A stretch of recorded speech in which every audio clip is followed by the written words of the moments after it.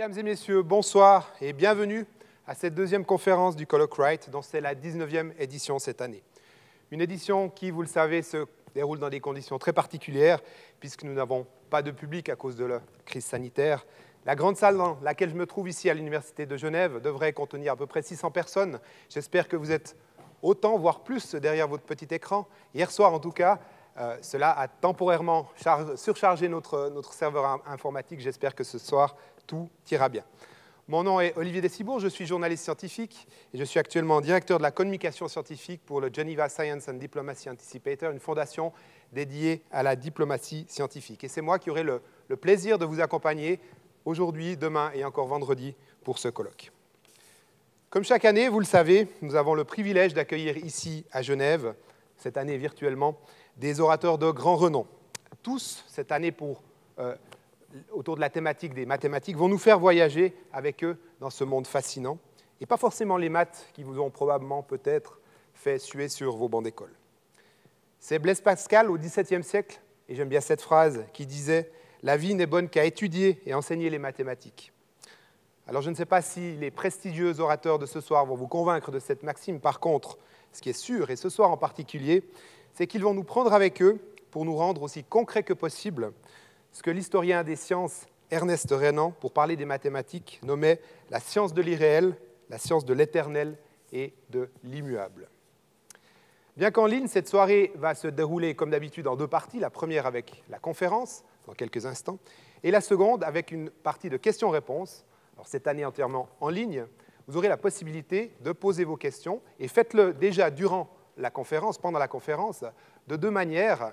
Sur le site Internet, si vous nous suivez sur le site du colloque, vous devez avoir un petit écran blanc à côté de l'écran vidéo qui retransmet cette conférence. N'hésitez pas simplement à taper la question qui vous intéresse à l'intérieur. Et si vous nous suivez sur Facebook Live, je vous conseille de vous connecter sur le site justement du colloque, colloque.ch au singulier, colloque.ch. Les questions seront ensuite retransmises ou redites ici par nos soins sur la scène à l'oratrice de ce soir. Mais avant d'entrer dans le vif du sujet, j'aimerais passer la parole à Thierry Courvoisier, le président de la fondation Wright, sous l'égide de laquelle se déroule ce colloque, une fondation qui est en Suisse l'une des plus importantes et celle qui s'engage le plus pour le dialogue entre les sciences et la société. Thierry Courvoisier, c'est à vous.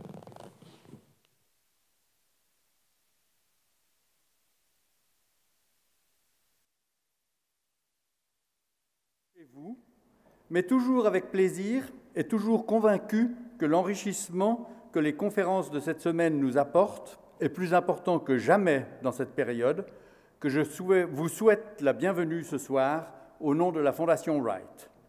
J'espère que vous êtes bien installés, un verre à la main, dans votre fauteuil. La technique nous a joué quelques tours hier, malgré la préparation soigneuse de nos équipes, sans nous empêcher, cependant, d'écouter une fort belle conférence que ceux d'entre vous qui n'ont pas pu la suivre en direct trouveront sur le site du colloque. Il nous reste à espérer que le travail fourni aujourd'hui par les techniciens, que je remercie pour leurs efforts considérables, portera ses fruits et que la qualité de notre écoute en sera améliorée. Je me réjouis avec vous d'écouter la conférence que Laure Saint-Raymond se prépare à nous donner sur le désordre, le hasard et les grands nombres. Le désordre est un sujet de préoccupation constant pour beaucoup d'entre nous, pour les jeunes parents en particulier. Le hasard est un acteur dont nous savons qu'il est pour beaucoup dans nos destins. Et si les petits nombres sont souvent une préoccupation de fin de mois, les grands sont, eux, source de fascination.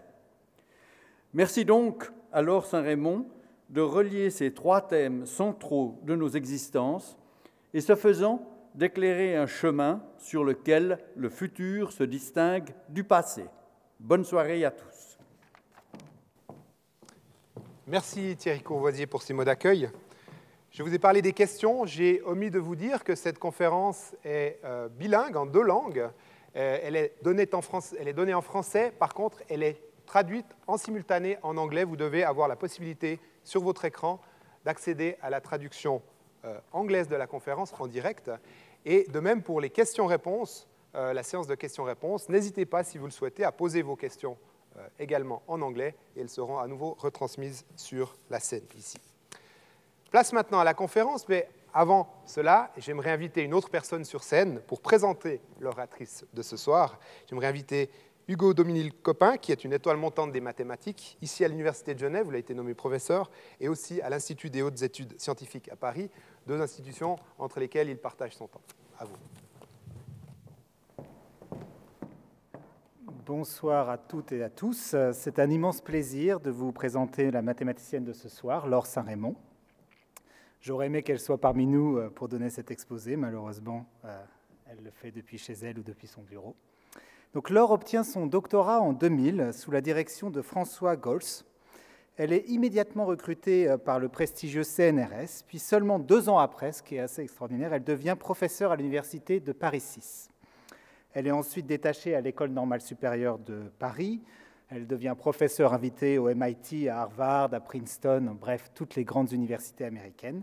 Puis finalement décide de revenir, et c'est bien pour l'Europe, en France, à l'École normale supérieure de Lyon cette fois. Laure est une spécialiste d'une branche des mathématiques appelée la physique mathématique. Cette discipline consiste, comme son nom l'indique astucieusement, à étudier à l'aide d'outils mathématiques des phénomènes inspirés et provenant de la physique.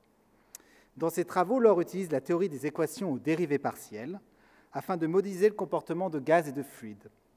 En particulier, elle aime prendre des limites obtenues à partir de l'équation de Boltzmann afin d'obtenir d'autres équations, comme l'équation de Navier-Stokes, qui permet de comprendre le comportement de fluides incompressibles.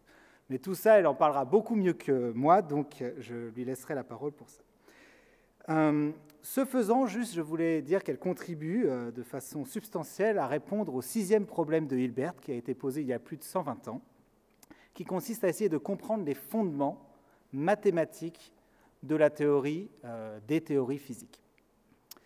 Je pense qu'elle m'en voudra un petit peu, mais je ne peux malheureusement pas me soustraire au périlleux exercice de mentionner les nombreux honneurs qu'a reçus Laure durant sa carrière.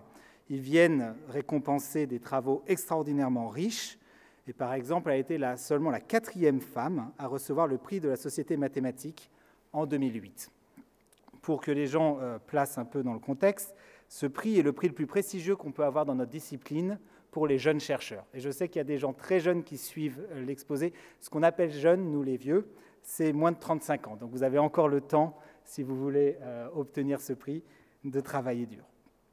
Elle est également devenue académicienne en 2013, et je me passerai d'énumérer toutes les autres récompenses, parce que de toute façon, cela ne résumerait pas Laure.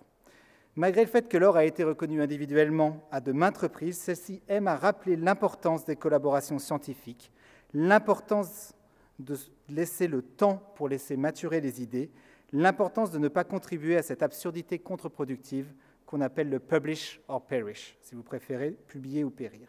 Et à ce titre, je recommande à tous les gens qui suivent cet exposé d'également aller voir sur Internet l'exposé « La science dont je rêve » de Laure, qui lui exposera beaucoup mieux que je ne le fais sa vision très pure, et je pense que tout le monde devrait avoir, de la recherche scientifique. Elle le fera avec beaucoup plus d'éloquence que moi. Donc, la science dont je rêve. Je vous recommande ces 15 minutes magnifiques. En résumé, Laure Saint-Rémond est un modèle à suivre, et je vous encourage à le suivre. Et je remercie la Fondation Wright de donner l'opportunité aux nombreuses jeunes femmes et aux nombreux jeunes hommes d'avoir l'opportunité d'être inspirés par l'exposé de Laure ce soir, au même titre que ses collègues sont inspirés par ses recherches lors des colloques scientifiques. Laure, c'est à toi. Merci beaucoup, Hugo, pour cette présentation très élogieuse. Merci à la Fondation Wright qui me donne l'occasion de m'adresser à un public un petit peu différent du cercle des mathématiciens. Et puis, je voudrais aussi adresser un très grand merci à mon collègue Étienne Gis, qui a donné le premier exposé hier, un très bel exposé. D'abord parce qu'il a pris les pots cassés de la technique qui était encore un petit peu hésitante. Et puis, surtout parce qu'il a fait une magnifique introduction au sujet dont je voudrais vous parler aujourd'hui. Donc voilà, donc, ça me permet de commencer, de démarrer plus facilement, puisque comme lui, je vais aussi parler de dynamique. Alors vous allez voir avec un point de vue un petit peu différent, mais voilà, il y a quand même en commun. Alors juste, j'espère que vous voyez mon écran en plein écran. Je vérifie. Ouais. Donc, ce dont je voudrais vous parler, effectivement, ça a été mentionné rapidement par Hugo dans son introduction, c'est de la question de la modélisation des systèmes physiques. Alors, il y a plusieurs points de vue et ce que je voudrais faire, c'est expliquer si ces points de vue sont compatibles ou ne sont pas compatibles. Et donc, ce qui a agité beaucoup toute la communauté scientifique pendant plus de 150 ans, qui est la question de savoir si la dynamique en physique, enfin les systèmes physiques, ont une évolution qui est réversible ou pas réversible. Voilà, donc c'est un problème à la fois fondamental pour la physique, mais qui a aussi beaucoup fait couler d'encre dans l'histoire des sciences et dans la philosophie des sciences. Et donc, je voudrais revenir sur cette controverse qui a duré plus de 150 ans et voir comment aujourd'hui on arrive à trouver un compromis entre deux points de vue. Donc, le premier point de vue est celui qui a été adopté hier par Étienne, où on décrit un système physique en utilisant les lois de Newton. Donc, on écrit des équations pour décrire la dynamique. Donc, ici, vous avez l'exemple célèbre du billard. Donc, je ne vais pas vous faire un cours de billard, je ne suis moi-même pas très douée pour le billard, mais ce que je voudrais vous faire remarquer, c'est que si vous connaissez toutes les positions des boules et que vous connaissez exactement la force avec laquelle vous allez taper avec la queue dans la première boule, eh bien alors vous pouvez décrire de façon complète le mouvement de cette boule jusqu'à ce qu'elle entrechoque une deuxième boule, puis le mouvement de cette deuxième boule jusqu'à ce qu'elle entrechoque une troisième boule, etc. Et donc finalement, vous avez une description complète de l'évolution du système. Alors, dans le cas d'un vrai billard, comme il y a des frottements, cette évolution va s'arrêter au bout d'un moment puisque vous aurez dissipé toute votre énergie. Mais si vous imaginez un billard parfait, eh bien, vous pourriez très bien avoir une évolution qui dure toute la vie, d'accord? Donc, ce qu'on appelle une évolution en temps grand, avec des boules de billard qui vont alternativement se transporter en ligne droite avec une vitesse constante, puis taper d'autres boules ou taper le bord et être réfléchi. Attendez, je vais essayer de vous mettre... Donc, en principe, c'est ce que vous a expliqué Étienne hier, ces équations sont des équations déterministes, c'est-à-dire que si on connaît l'état initial du système, eh bien, on connaît en principe son état pour tous les temps. Alors, c'est vrai et c'est pas vrai, c'est-à-dire que ça, c'est la théorie. Et puis, de l'autre côté, il y a la pratique. Et d'abord, vous pouvez avoir énormément de boules de billard. Alors, dans le billard, en général, ce nombre de boules n'est pas si grand, mais si vous réfléchissez après à un gaz, qui va être ce qui m'intéresse dans la suite, eh bien, ces petites boules de billard sont juste les molécules du gaz. Et là, le nombre de boules est vraiment très grand, donc ça devient très compliqué d'écrire des équations, enfin, pas de les écrire, mais en tout cas de les résoudre pour toutes ces boules. Et puis, il y a ce deuxième problème qui a été longuement discuté par Étienne hier, qui est le problème de l'incertitude. Si je fais une toute petite erreur dans une position ou dans une vitesse au départ, eh bien, avec le temps, cette incertitude, cette erreur va s'amplifier. Et donc, au bout d'un moment, en fait, je serai en train de décrire quelque chose qui ne ressemble pas du tout à la réalité. Donc, sur ce modèle de Newton, eh bien, à la fois, on a cette description qui est en principe exacte. Alors après, je passe sur le fait que depuis, on sait que la mécanique classique doit être précisée pour tenir compte des corrections quantiques, etc. Mais en principe, j'ai un système qui est complètement déterminé, complètement causal. Je pars avec une situation initiale et mes équations sont suffisantes pour me décrire la configuration de mon billard à n'importe quel moment. Voilà, et alors, encore une fois, si je ne dissipe pas d'énergie, eh bien, ce mouvement, il est parfaitement réversible. Ça veut dire que si je retourne toutes les vitesses de mes boules à un instant donné, eh bien, je vais revenir exactement sur mes pas. D'accord? Donc, ça, c'est vraiment la question que je vais vouloir discuter dans la suite. C'est cette notion de réversibilité, puisque c'est quelque chose qui est une propriété intrinsèque et essentielle de ces billards. Et on va voir qu'il n'y a pas du tout une évidence au niveau de la physique qu'on peut pratiquer expérimentalement. Donc, je voudrais maintenant vous expliquer le deuxième point de vue, qui est un point de vue qui a été un tout petit peu évoqué à la fin de son exposé par Étienne, qui est un point de vue plus statistique, et je reviendrai sur ce mot de statistique, et qui a été utilisé par Boltzmann, vous voyez, 2 siècles plus tard, pour décrire un gaz. Donc, encore une fois, un gaz, c'est une collection d'atomes. On pourrait se ramener vraiment à un billard, comme précédemment. Mais la façon dont Boltzmann décrit ce gaz est statistique, et ce qui va avec, c'est-à-dire qu'encodé dans l'équation que Boltzmann écrit, eh bien, il y a justement cette question de l'irréversibilité. Et cette irréversibilité, quelque part, c'était une bonne nouvelle qu'elle soit encodée par les équations, parce que c'est quelque chose qu'on observe. Donc, je vous ai mis un petit dessin ici. Vous voyez que si vous remplissez, vous gonflez très fort ce ballon rouge, ici, vous mettez beaucoup de gaz dedans, et que vous l'emboîtez ensuite sur un petit ballon bleu qui, lui, est à la moitié dégonflé, bien, vous savez ce qui va se passer. Le ballon rouge va se dégonfler, le ballon bleu va se gonfler jusqu'à ce que vous obteniez un état à peu près d'équilibre, c'est-à-dire avec la même pression dans les deux ballons. D'accord? Et puis, quelque chose que vous ne verrez pas, en tout cas que personne, je crois, n'a jamais vu, c'est que le ballon bleu se dégonfle de plus en plus, et que c'est le ballon rouge qui devient de plus en plus grand, alors qu'il était déjà plus gros que l'autre. D'accord? Donc, il y a un sens, quelque part, de ce qui peut se passer et de ce qui ne peut pas se passer, en tout cas de ce qu'on observe et ce que l'on ne peut pas observer, qui est que c'est le ballon le plus gros, celui qui a le plus de pression, qui va perdre de son air, et l'autre qui va se remplir. D'accord? Donc, l'équation de Boltzmann, à cet égard, est quelque part une très bonne nouvelle, parce qu'elle permet de quantifier, en fait, de formuler mathématiquement ce qu'on appelle le second principe de la thermodynamique, c'est-à-dire cette idée que, eh bien, non, la mécanique n'est pas réversible, en tout cas à l'échelle où on l'observe. Alors, de façon, je dirais, l'énoncé de ça, c'est que toute transformation du gaz va s'effectuer avec une augmentation d'une quantité qu'on appelle l'entropie. Et déjà dans son travail, donc à la fin du 19e siècle, Boltzmann explique que cette quantité de l'entropie est une quantité qui est différente des autres quantités physiques qu'on connaît. Donc on connaît par exemple l'énergie. On sait que l'énergie, c'est lié à l'agitation, ou la température, c'est lié à l'agitation des particules. C'est quelque chose qu'on peut mesurer. On peut mesurer aussi la pression, on peut mesurer la vitesse d'écoulement de l'air si vous faites un grand courant d'air. Mais par contre, l'entropie, vous n'avez pas d'instrument qui vous permet de la mesurer. Ce n'est pas une grandeur physique comme les autres.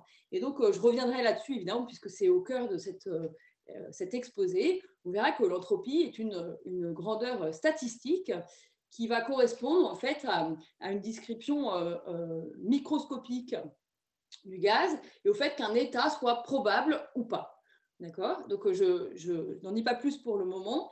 Mais voilà, pour l'instant, vous voyez qu'on a ces deux points de vue qui, a priori, décrivent le même système physique. Si vous pensez à un gaz, eh bien, un gaz, vous pouvez le voir soit comme une collection d'atomes, donc un énorme billard avec beaucoup de boules, que vous décrivez par les équations de Newton, ou vous pouvez le regarder d'un point de vue plus statistique et utiliser l'équation de Boltzmann. Mais dans ce cas-là, vous êtes bien embêté, et c'est ce que fait remarquer Loschmidt en 1876. Il oppose à Boltzmann cet argument en disant c'est pas possible, votre théorie statistique ne tient pas debout, puisque l'équation que vous proposez, eh bien, prédit que l'évolution va être irréversible, alors que si on regarde les équations données par Newton, donc les équations de la mécanique classique, ces équations sont réversibles. Donc, et il prend cet exemple que je vous citais au début. Si on renverse exactement toutes les vitesses des molécules, alors vous pouvez revenir en arrière. Il n'y a pas de raison de ne pas pouvoir retourner la dynamique. Alors, Boltzmann lui a fait une réponse à la fois pleine de bon sens et à la fois peut-être pas très convaincante du point de vue scientifique, même si on verra qu'en fait, dans cette réponse, il y a plein de prémices d'éléments qui permettent de faire une vraie réponse à Loschmidt. Donc, Boltzmann répond à Loschmidt, eh bien, si vous pensez que vous pouvez revenir en arrière en retournant les vitesses, eh bien, retournez-les. Alors, évidemment, il y a plusieurs objections à ça. La première, c'est qu'on ne sait pas retourner les vitesses de tous les atomes d'un gaz. On n'a pas de moyen de le faire expérimentalement. Et puis, il y a une autre question qui est un petit peu, je dirais, en tâche de fond ici et qui est réminiscente de ce qu'Étienne racontait hier. C'est que si vous ratez un petit peu, donc même en pensant que vous pouvez retourner toutes les vitesses des atomes, parce qu'évidemment, on ne sait pas faire, eh bien, le problème est que si vous retournez les vitesses, mais seulement un petit peu approximativement, c'est-à-dire que si vous faites une toute petite erreur et vous n'avez pas exactement les vitesses opposées, eh bien, à cause de cet effet papillon ou de l'instabilité en fait, du système, eh bien, en fait, vous n'allez jamais revenir à l'état initial. D'accord ? Donc, à la fois, cette réponse est une réponse un petit peu désinvolte et qui n'est pas vraiment très convaincante du point de vue des mathématiques ou de la physique.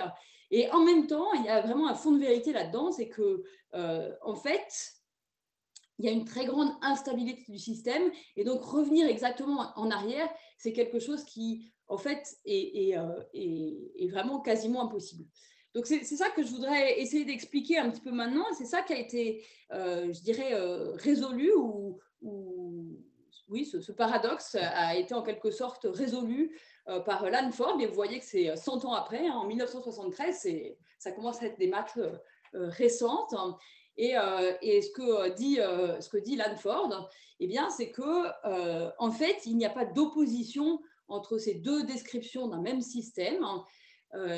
L'équation de Boltzmann, donc celle qui est irréversible, eh bien, on peut bien l'obtenir rigoureusement. On a une procédure mathématique. Donc, tout à l'heure, Hugo évoquait les passages à la limite. Je ne détaillerai pas ici précisément ce qu'on entend par passage à la limite, mais je voudrais essayer de vous faire comprendre en quel sens eh bien, on peut trouver cette équation irréversible de Boltzmann en partant de la dynamique des molécules ou des atomes qui, elle, est vraiment réversible, complètement déterministe et satisfait les équations de Newton.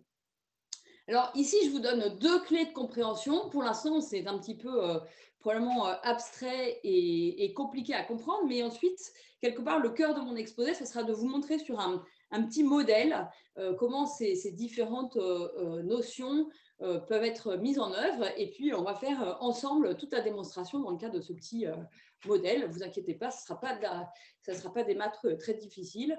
Je vais vous prendre par la main et vous allez voir tous ensemble, on va y arriver très bien. Donc, là, les deux informations, quelque part, qui vont être clés pour comprendre qu'il n'y a pas de paradoxe, il n'y a pas d'incompatibilité entre ces deux modèles. Donc, la première clé, c'est de comprendre que l'équation de Boltzmann prédit une dynamique moyenne. D'accord ? C'est très différent. La dynamique de Newton, vous donnez une configuration initiale, et puis les équations vous expliquent comment vous allez évoluer dans le temps. Là, eh bien, c'est un petit peu différent. Vous reconnaissez dès le départ que, en fait, votre configuration initiale, vous la connaissez, mais presque. Donc, vous avez déjà une toute petite marge d'erreur. Et puis, eh bien, si vous faites la moyenne sur toutes les configurations initiales qui sont raisonnables, qui ressemblent à ce que vous voyez, eh bien, donc, quand vous faites cette moyenne, eh bien, vous allez trouver l'équation de Boltzmann. Donc, l'équation de Boltzmann, la dynamique de Boltzmann, et c'est important, hein, aujourd'hui, cette équation, on s'en sert, par exemple, pour faire rentrer des véhicules spatiaux dans l'atmosphère. Donc, c'est important, cette équation, elle est tout à fait reconnue comme étant valable. Eh bien, c'est important de comprendre que cette équation, elle ne vous décrit pas une dynamique déterministe avec un principe de causalité, mais une dynamique moyenne. Vous allez me dire, mais c'est un petit peu embêtant ça, parce qu'en fait, quand on fait décoller une fusée, on ne fait pas 50 000 essais, et puis on ne fait pas une moyenne sur tous ces essais. Donc, qu'est-ce que ça veut dire ? Et donc, ça, c'est la deuxième clé pour comprendre ce problème. Eh bien, c'est que finalement, cette moyenne, elle donne en général une très bonne approximation de ce qui va se passer en réalité. D'accord ? Donc, vous allez avoir ce qui se passe en réalité. Vous avez votre moyenne que vous allez calculer avec votre équation de Boltzmann. Entre les deux, il y a une erreur. Et cette erreur, ce que vous pouvez voir, c'est qu'elle est inversement proportionnelle au nombre de particules. D'accord? Donc, à la fois, le nombre de particules, il est embêtant quand vous pensez aux équations de Newton, parce que plus vous avez de particules, plus vous avez un système qui est compliqué. Mais quand vous allez vouloir faire des statistiques, eh bien, ce nombre de particules, plus il est grand, plus ça vous rend service. D'accord? Donc, vous voyez qu'on change complètement de paradigme. Finalement, d'avoir des grands nombres, eh bien, ça va aider. Alors ça, quelque part, c'est très naturel. Hein. Si vous avez regardé déjà des statistiques, eh bien, vous savez très bien que ce n'est pas parce que dans une famille, il y a 3 enfants qu'il y aura une fille et demie et un garçon et demi. Hein, pour arriver à peu près à 50%, il faut prendre un échantillon qui est grand. Et on sait que plus on prend un échantillon qui est grand, plus on va avoir une bonne approximation par la moyenne. D'accord? Donc là, c'est pareil. Si mon gaz il a beaucoup de particules, et c'est le cas hein, dans un gaz, dans une pièce comme ici, c'est 10 puissance, je ne sais pas, 10 ou 14 molécules. Donc, eh bien, la moyenne, finalement, va me donner une très bonne approximation de ce qui se passe. Au sens suivant, c'est une approximation en probabilité, c'est-à-dire que la probabilité qu'il se passe autre chose, ou qu'il se passe quelque chose de loin de ça, elle est toute petite. D'accord? Donc, ça se peut qu'il se passe autre chose. En particulier, il se pourrait que je vois, par exemple, le retour, donc l'évolution inverse de celle prédite par Boltzmann. Ça ne serait pas de chance. Ça va arriver avec une probabilité qui est toute petite. Donc, je reviendrai après sur ces questions d'événements rares. Mais voilà, si dès maintenant, vous pouvez retenir ces deux clés. La première clé, qui est que la dynamique de Boltzmann n'est pas une dynamique déterministe comme celle de Newton. Et puis, la deuxième, c'est que quand on regarde un système qui est très gros, très complexe, plus le système est gros, plus cette dynamique moyenne est une bonne approximation de ce qui se passe. Et puis, donc, juste un petit commentaire pour ceux qui sont peut-être plus familiers avec ces notions. Eh bien, l'entropie, ce qu'elle fait, c'est qu'elle mesure en fait le défaut d'information que vous avez sur un système. Donc, au départ, vous allez partir avec une entropie qui est pas très grande, parce que vous avez observé votre système, vous savez à peu près à quoi il ressemble. Et puis, plus ça va aller, plus, en fait, justement, à cause de ces incertitudes qui augmentent, eh bien, plus vous allez perdre de l'information sur votre système, et donc votre entropie va augmenter. Voilà, donc ça, j'ai bien conscience que pour l'instant, c'est un petit peu compliqué. Vous voyez que de toute façon, les gens ont mis 150 ans à se convaincre que tout ça était cohérent. Et quand je dis qu'ils ont mis 150 ans à se convaincre, j'ai lu encore récemment des articles de philosophie des sciences où les gens n'ont toujours pas l'air convaincus. Donc, évidemment, vous convaincre de ça en 10 minutes, c'est compliqué. Mais je vais essayer maintenant de vous convaincre en regardant un petit modèle de maths. Donc, c'est pas l'anneau que regardait hier Étienne avec sa roue à eau, mais c'est un modèle encore plus simple, mais aussi sur un anneau. Donc, ce que je voudrais faire, c'est un modèle le plus simple possible, un modèle jouet, qui va reproduire les caractéristiques principales d'un billard, d'accord, donc de mon système avec du transport et des collisions.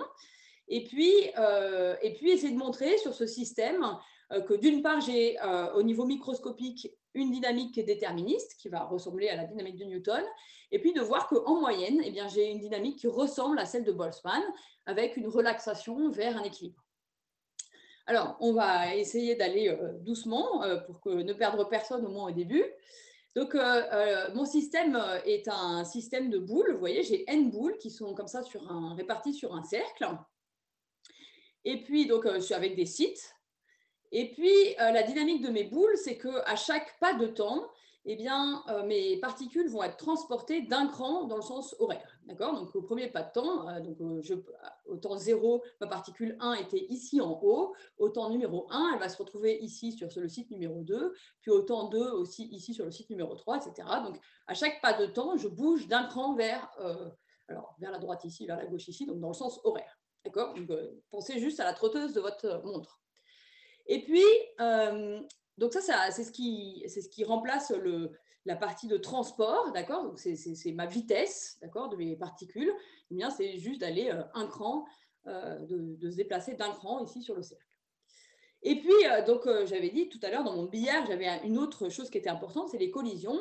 Alors là, les collisions, évidemment, si j'ai mis toutes mes boules sur un cercle comme ça et qu'elles bougent toutes à la même vitesse, j'ai peu de chances d'arriver à les faire se taper entre elles. Et donc, je vais rajouter des obstacles. Donc, elles ne vont pas se taper entre elles, mais elles vont taper des obstacles qui sont les petites flèches vertes que vous voyez ici. Et qu'on va mettre, en fait, donc j'ai N marqueurs et que je vais distribuer au hasard sur cette roue. D'accord? Donc, l'évolution, maintenant, j'ai dit, à chaque pas de temps, j'évolue d'un cran dans le sens horaire. Et puis maintenant, j'ai une autre règle qui me dit que si par hasard, j'ai sauté par-dessus un marqueur, alors je change de couleur. Vous voyez maintenant cette boule blanche ici au temps 0. Au premier pas de temps, elle va juste se déplacer. Il n'y a pas de marqueur, donc elle reste blanche. Et puis, au deuxième coup, elle va encore se déplacer d'un cran. Donc, elle va arriver à cette position-là. Mais comme elle sera passée sur un marqueur, elle va devenir noire. D'accord? Puis après, elle va continuer, elle va rester noire. Et puis après, elle va encore retourner. Donc, elle était noire, elle va repasser blanche. Et puis là, elle était blanche, elle va repasser noire. Elle va repasser blanche, elle va repasser noire. Après, elle va rester noire. Elle va rester noire, elle va rester noire. Elle va repasser blanche, elle va repasser noire. Elle va rester noire, etc. D'accord? Donc, vous voyez que cette dynamique, elle est complètement déterministe. J'ai une règle du jeu et je peux jouer à ce jeu autant de fois que je veux. Je sais exactement ce qui va se passer. Il n'y a pas 3 solutions possibles. Alors, pour voir si tout le monde suit bien, on va faire un petit essai. D'habitude, je fais voter, j'aime bien la science participative, mais là, c'est un petit peu compliqué à distance. Donc, je vous ai fait un exemple. Donc, ici, c'est l'allure de mon système au temps 0. J'imagine que j'ai cette configuration de boule blanche et de boule noire, et puis cette configuration de marqueur. Donc, vous voyez, ma configuration de marqueur, ici, à tous les temps, elle va être la même. Ils sont fixés une fois pour toutes. Et puis maintenant, j'applique ma règle. Donc, vous voyez ici, cette boule va avoir tourné, etc. Donc, tout le monde tourne. Donc, au temps numéro 1, ici, la figure est juste. D'accord? J'ai fait tout ce qu'il fallait bien. J'ai respecté la règle. Et puis maintenant, au temps numéro 2, j'ai fait 2 figures, une qui est juste et une qui n'est pas juste. Et donc, il faut trouver laquelle est la bonne figure et laquelle est la mauvaise figure. D'accord? Donc, je vais vous aider tout de suite. On va aller regarder ce qui est différent entre les deux figures. On ne va pas aller vérifier toutes les particules. Mais vous voyez que la différence, c'est ici, entre ces deux marqueurs verts qui sont en bas. Ici, j'ai une particule qui est noire et ici, j'ai une particule qui est blanche. Donc, évidemment, je n'ai qu'une seule possibilité. Soit elle devrait être noire, soit elle devrait être blanche, mais elle ne peut pas être les deux. Donc, la particule qui est à cet endroit-là, au temps numéro 2, je sais qu'au temps d'avant, au temps numéro 1, eh bien, elle était un coup en arrière. Donc, je retourne voir ici un coup en arrière. Un coup en arrière, ici, il y a une particule noire. Donc, quand elle va avancer un coup en avant, eh bien, elle doit tourner et elle passe sur un marqueur et donc elle doit changer de couleur. D'accord? Donc, ce que je vais obtenir ici, eh c'est une particule blanche et c'est bien la deuxième figure, la figure B, qui est juste et celle-là est fausse. D'accord? Donc, tout ça pour vous dire que je n'ai pas deux choix. Je ne peux pas faire ce que je veux. Ma règle, ici, elle est tout à fait déterministe. Et ça, c'est une propriété très importante du modèle qui est commune avec le modèle de Newton. Alors, il y a d'autres choses qui sont des propriétés importantes du modèle de Newton que je retrouve ici. Donc, la première est que le système est réversible. Donc, je peux appliquer cet algorithme proposé par Loschmidt de retourner toutes les vitesses et de revenir à ma position initiale. Qu'est-ce que je fais? Effectivement, je retourne les vitesses, donc je vais tourner dans l'autre sens. Donc, si à un instant donné, je décide de me mettre à tourner dans l'autre sens et d'appliquer la même règle de collision, c'est-à-dire que je change de couleur si je repasse sur un obstacle, bien, vous voyez que je reviens exactement un coup en arrière. D'accord? Donc, je peux revenir un coup en arrière, 2 coups en arrière, et je vais revenir, si j'ai fait P coups en avant et P coups en arrière, je reviens exactement à ma situation de départ. Donc ça, c'est une deuxième propriété qui est importante. Je suis déterministe, je suis réversible. Et puis, il y a une autre propriété qui n'a pas été tellement discutée hier par Étienne, mais qui est une propriété importante des systèmes hamiltoniens, donc, qui sont définis à partir d'une énergie. C'est que normalement, on a un principe de récurrence de points carrés. Et ici, ce principe de récurrence est extrêmement simple, c'est que le système est périodique. D'accord? Donc, si je fais 2 tours entiers, d'accord, si j'attends 2 tours entiers, comme toutes mes boules, j'ai fait 2 tours entiers, donc vous voyez que d'abord, si j'ai fait 2 tours entiers, je reviens exactement à ma position de départ pour chaque boule. Et puis, je vais avoir croisé 2 fois petit n marqueurs. Donc, ça veut dire que 2 fois petit n fois, j'ai changé de couleur. Et donc, comme j'ai que 2 possibilités, eh bien, je suis revenue aussi à ma couleur initiale. D'accord? Donc, après 2 grands n pas de temps, j'ai fait exactement 2 tours entiers et je suis revenue à ma couleur initiale. Et donc, mon système est périodique. Voilà, donc tout ça pour vous dire qu'avec ce petit modèle très simple, je reproduis ces propriétés qui m'intéressent dans le modèle de billard. Alors maintenant, ce que je vous ai dit, c'est que ce qui m'intéresse, c'est de comprendre ce qui se passe quand j'ai beaucoup de boules. D'accord? Donc, quand j'ai dans un gaz, je vous ai dit, si je regarde le nombre d'atomes ou le nombre de molécules, ce nombre est très grand. Alors, en plus, dans un gaz, je n'ai pas que 1 degré de liberté qui est juste la couleur de ma boule, qui est juste blanche ou noire. J'ai une vitesse qui est continue et en 3 dimensions. J'ai une position qui est continue, donc un système qui est beaucoup plus compliqué, évidemment. Mais on va voir qu'ici, juste avec ce faible nombre de degrés de liberté, puisque j'ai un seul par particule, si j'ai beaucoup de particules, eh bien, on va réussir à avoir une description statistique qui est le pendant de l'équation de Boltzmann.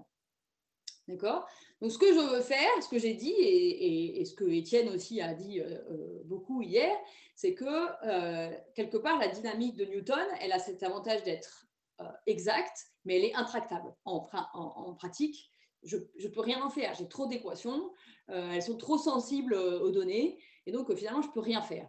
Donc, maintenant, ce que je veux, c'est mon but, si je veux pouvoir quand même dire quelque chose sur mon système, eh bien, je veux trouver un système plus simple, avec moins de degrés de liberté, qui soit plus facile à simuler et qui me donne une bonne approximation de ce que je vois. Après tout, je m'en fiche pas mal de savoir si c'est la particule qui était là et qui va se retrouver là à un temps, ou si c'est la même, ou si, voilà, je n'ai pas besoin de mettre des numéros sur les particules, je m'en fiche complètement. Ce qui m'intéresse, c'est savoir en gros quelle est la température dans cette pièce, ou quelle est la pression, ou quelle est la vitesse du courant d'air. Donc ici, je vais vouloir aussi regarder des quantités moyennes, mais je n'ai pas beaucoup de choix puisque j'ai que 1 degré de liberté par boule. Et donc, la seule chose que je peux faire comme moyenne, c'est une moyenne du niveau de grille. D'accord? Donc, pour ça, qu'est-ce que je vais faire? À chaque boule, je vais associer un nombre. Et ce nombre, ça sera 1 si la boule est noire, et puis moins 1 si elle est blanche. D'accord? Donc maintenant, si toutes mes boules sont noires, quand je fais la moyenne de toutes les couleurs, je fais la moyenne de plein de 1 et donc j'obtiens 1. D'accord? Si toutes mes boules sont blanches, je fais la moyenne de plein de fois moins 1 et donc j'obtiens exactement moins 1. D'accord? Et puis si j'ai des boules blanches et des boules noires, je vais obtenir quelque chose entre moins 1 et 1. D'accord? Donc cette notion de moyenne, je pense, ne pose pas de problème. Même les enfants à l'école primaire, ils ont très vite compris comment on fait la moyenne de leurs notes. Et ils savent que pour avoir 10 sur 10 de moyenne, il ne faut jamais rater, il faut avoir 10 à tous les coups. Là, c'est pareil. Si je veux avoir un mélange qui est complètement noir, il faut que je rate jamais, il faut que toutes mes boules soient noires. Par contre, si je veux faire un mélange qui est vaguement gris, alors là, j'ai plein de choix. Il suffit que j'ai à peu près le même nombre de particules noires et de particules blanches, et de loin, ce que je vais voir, c'est quelque chose qui est gris. D'accord? Donc ça veut dire que finalement, l'état désordonné, celui où j'ai du blanc et du noir, où tout est mélangé, eh bien celui-là, il est beaucoup plus probable parce que j'ai beaucoup plus de façons de le réaliser qu'un état où tout le monde est bien ordonné. D'accord? Et ça va être vraiment la clé pour comprendre l'entropie. Un état qui a une grande entropie physique, c'est un état qui est très désordonné et donc qui a plein de réalisations microscopiques différentes. Et donc là, typiquement, un état gris, c'est-à-dire avec une moyenne qui est pas loin de 0, eh bien ça va être un état désordonné et un état qui aura beaucoup de réalisations microscopiques et donc qui est plus facile à atteindre. Alors pour vous en convaincre, je vous propose de regarder quelques petites simulations numériques. Donc ici, c'est cette simulation numérique.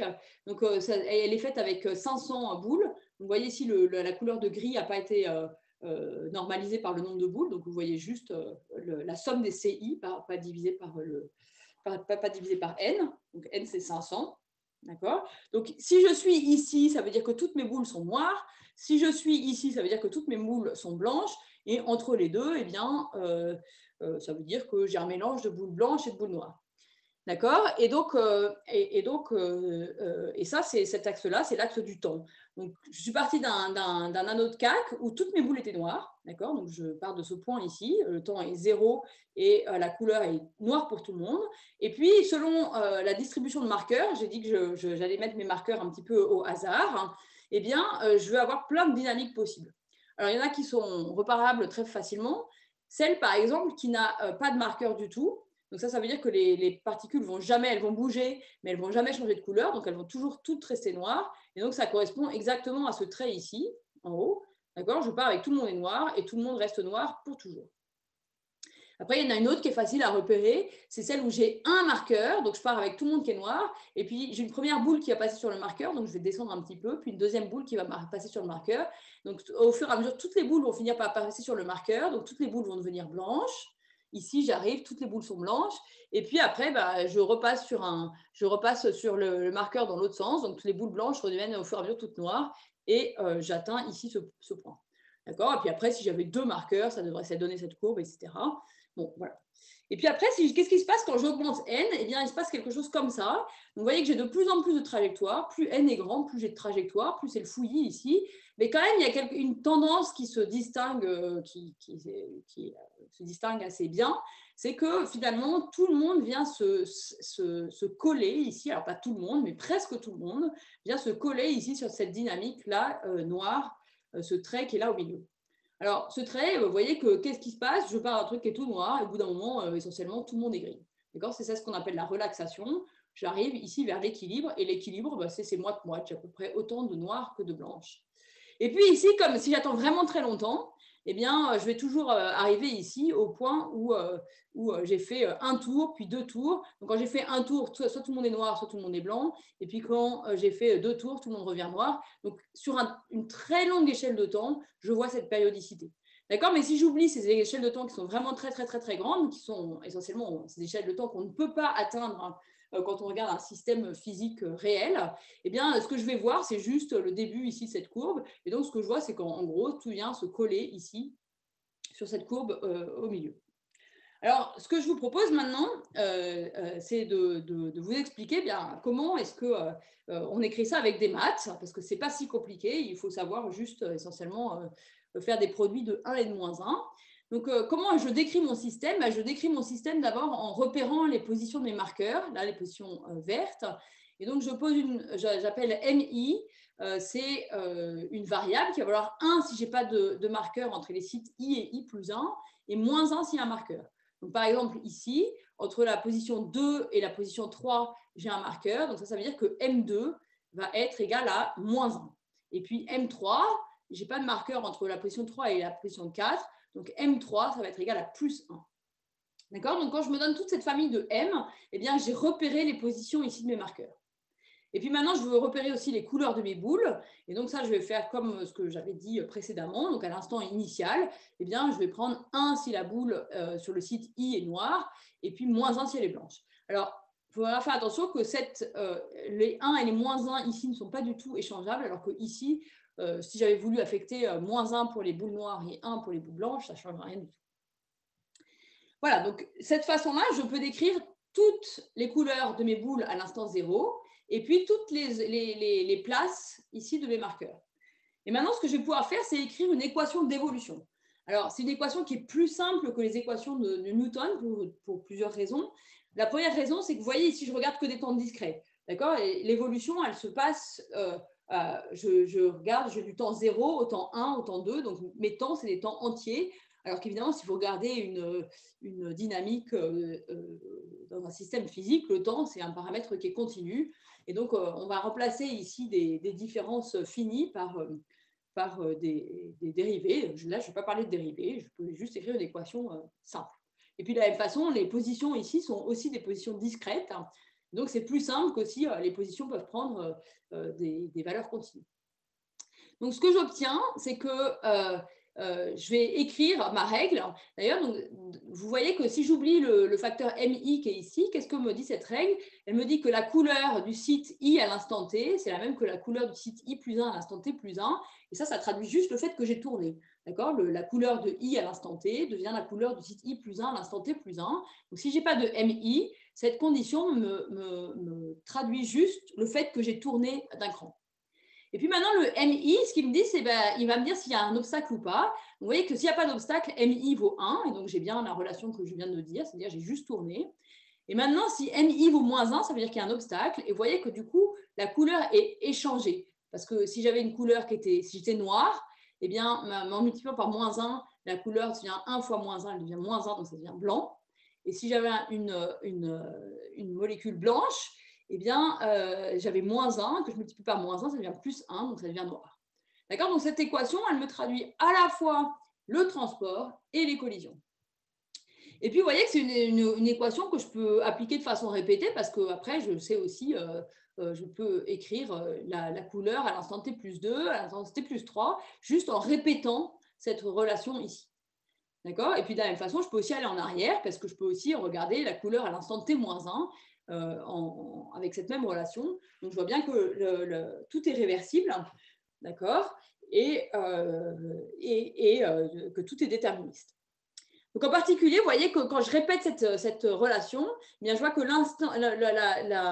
la couleur du site I plus T à l'instant T, eh bien, c'est la couleur du site I à l'instant 0 fois le produit de tous ces MI qui sont entre les deux. Donc, je regarde juste combien il y a eu de marqueurs. Hein, ça me dit en fait combien il y a eu de marqueurs entre le site I et le site I plus T. D'accord? Donc, c'est une récurrence simple qui permet de montrer cette relation-là. Et donc, évidemment, et là maintenant, c'est là que vont arriver les probabilités.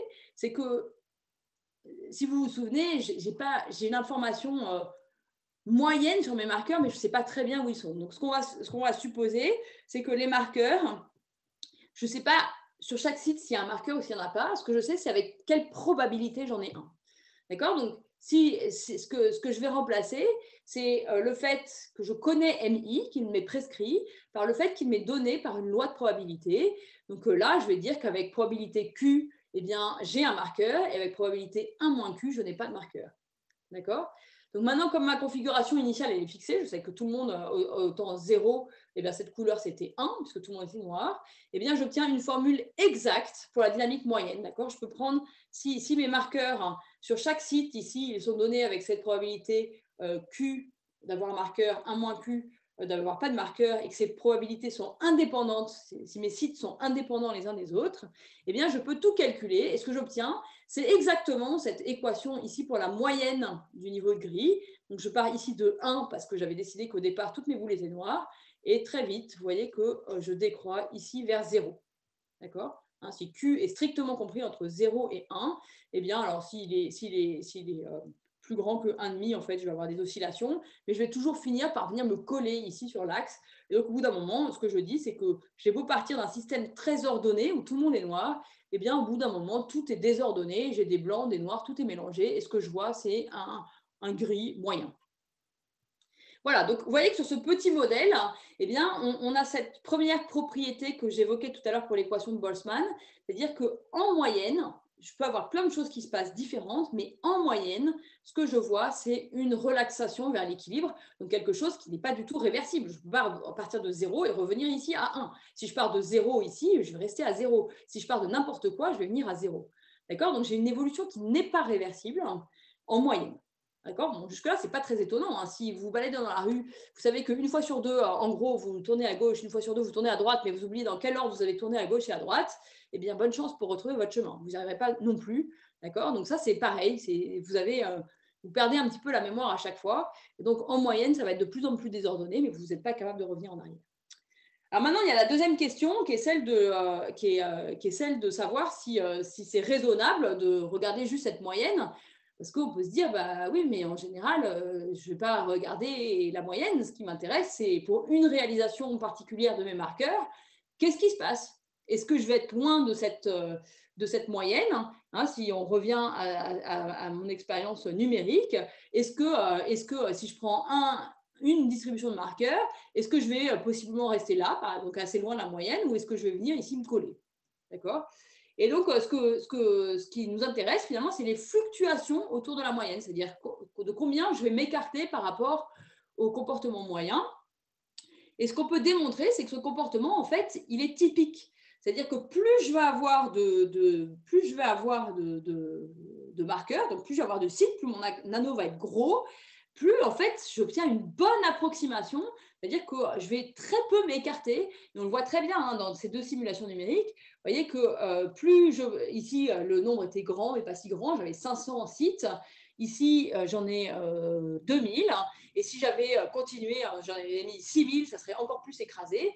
Et donc plus le nombre de sites est grand, plus je suis proche du comportement moyen. C'est-à-dire si je prends un comportement au hasard, eh bien presque sûrement, je vais ressembler à la moyenne. Et vous voyez que l'erreur qui est donnée par cette variance ici, donc je ne vais pas faire ce calcul-là qui est un petit peu plus compliqué, mais cette variance, elle est inversement proportionnelle au nombre de particules qu'il y a dans mon système. Vous voyez que ça vous dit que dans un gaz, si vous avez beaucoup d'atomes, finalement, autant ce grand nombre d'atomes est pour vous un ennemi si vous voulez suivre chacun des atomes, parce qu'il y en a trop, vous n'y arrivez pas. Mais par contre, si vous voulez une description statistique, c'est votre ami, parce que plus ce nombre est grand, plus vous allez ressembler au comportement moyen. Voilà, donc ça, c'est la théorie. Donc, vous voyez, sur un modèle simple, on peut comprendre les choses, que tout se calcule. Évidemment, si on veut faire la même chose dans la vraie vie pour des systèmes physiques, c'est plus compliqué. Mais je voudrais quand même essayer de vous convaincre que ça reste à la fois un problème fondamental très important, qui reste un sujet actuel de recherche, et puis que c'est aussi important pour les applications. Donc, je vais faire un petit coup de pub pour la physique statistique. La physique statistique, on peut l'avoir de l'œil du physicien ou de l'œil du mathématicien. J'espère que je vous ai convaincu avec ce petit modèle que peut-être, ou avec le théorème de Lanford encore plus, que les mathématiques peuvent apporter des réponses à ces problèmes qui sont conceptuellement pas toujours évidents. Et donc, vous montrer quelques exemples de problèmes actuels en physique statistique.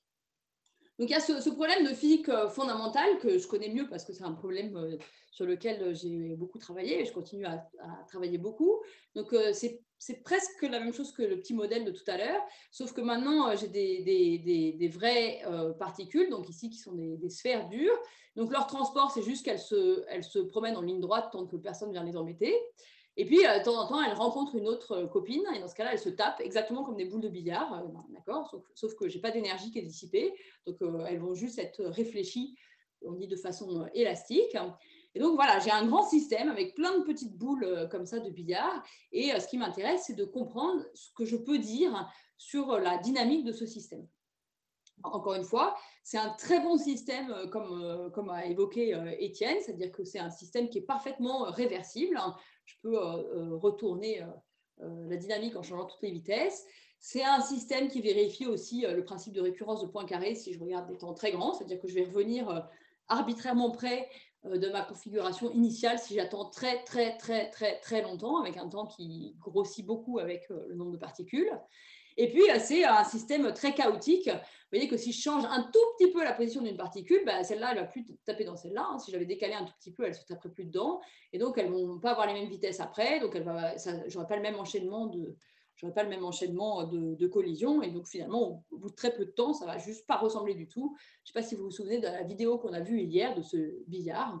On voit que c'est très sensible aux conditions initiales.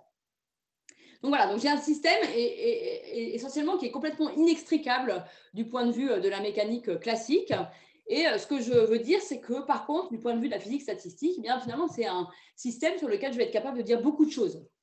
Donc la première chose qu'on est capable de dire, c'est ce que je vous ai énoncé tout à l'heure, qui est le théorème de Lanford, qui est vraiment un pas important parce qu'il réconcilie ces deux approches de la physique je dirais, classique et la physique statistique, et qui vous dit que sur un temps court, eh bien, presque sûrement, d'accord, donc sauf si vous n'avez vraiment pas de chance, eh bien, ce que vous allez observer, ça ressemble beaucoup à la dynamique qui est prédite par Boltzmann.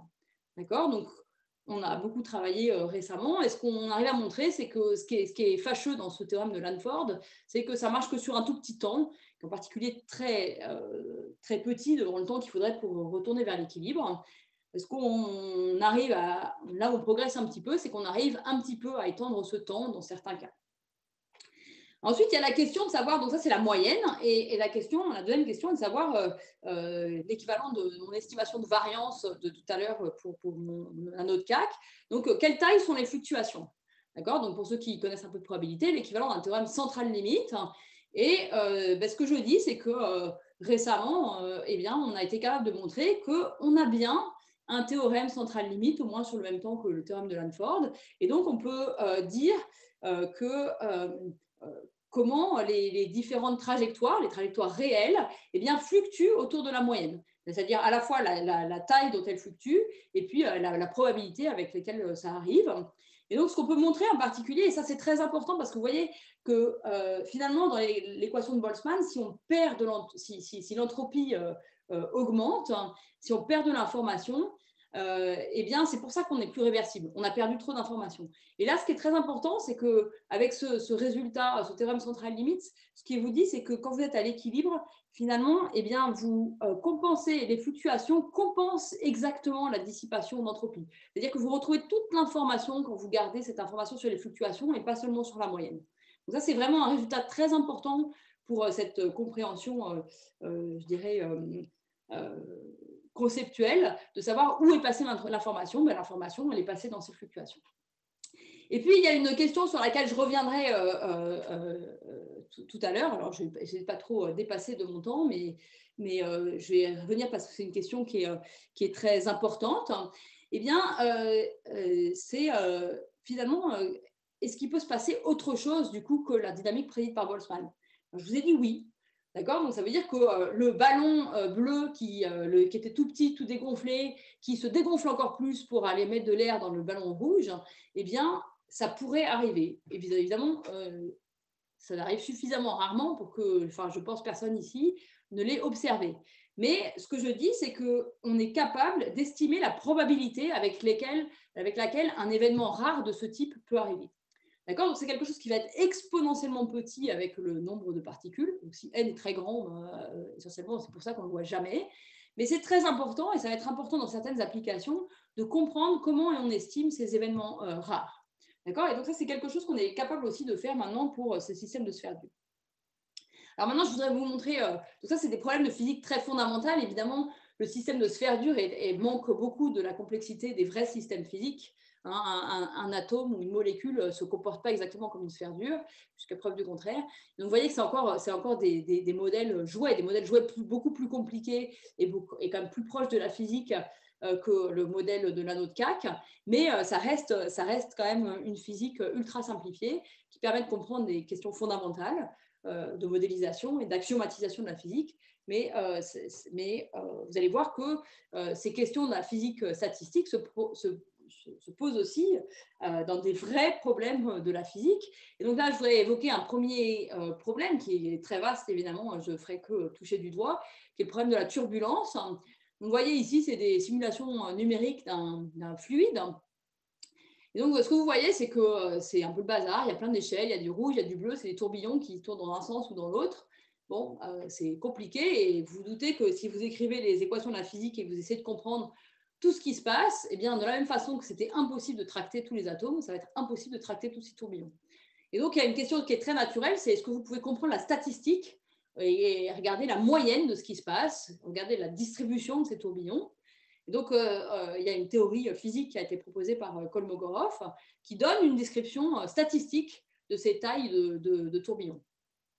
Et par contre, il y a une question qui reste aujourd'hui, à ma connaissance, complètement ouverte, et de savoir est-ce que je peux partir des équations de la mécanique des fluides, donc c'est déjà tout plein d'hypothèses, et retrouver cette statistique. Hein, on sait aujourd'hui ce qu'on sait faire, il y a eu des progrès très récents dans ce sens. On sait dire qu'on peut construire des solutions des équations des fluides qui ont des comportements très bizarres avec des tourbillons comme ça à toutes les échelles. Donc ça, c'est des progrès récents et très spectaculaires. Mais aujourd'hui, on ne sait pas décrire la statistique de ces choses bizarres et de ces singularités. Et ça, je pense que c'est un vrai problème de la physique statistique, c'est de comprendre le lien entre le modèle fluide, qui est l'équivalent de mon équation de Newton, je dirais au niveau macroscopique, et une description qui serait statistique par rapport à ça, qui comprendrait justement la distribution de ces structures.